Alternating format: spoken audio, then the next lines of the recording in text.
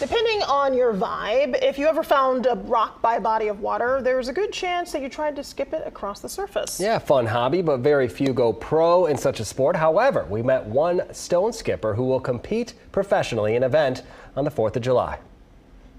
Like a good stone, sometimes you stumble upon it by accident. That's pretty much how Julie Benda found the sport rock skipping. I grew up on Lake Superior, so I did a little of that. But I had been away from the lake for quite a few years. And when I moved back, had a friend of mine introduce me to the stone skipping as a sport. She met someone who invited her to come watch him compete on Mackinac Island. I looked at him and I scoffed and I said, oh no, I am not going to go watch you on Mackinac Island. If I go to Mackinac Island, I am competing. And not only did she compete, she won a trophy as an amateur. However, there was a catch.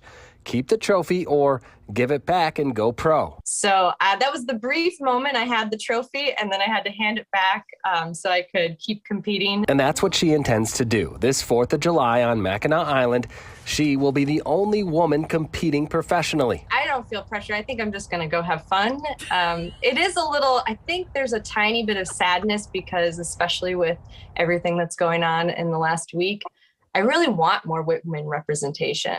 Like, I don't want to be the only woman there. For those looking for a new career path that involves a rock sliding off the smooth surface of the water, she has some words of advice. Thinking of the stone hitting the water with like a slight angle up was a good change of reference for me. And some words of caution.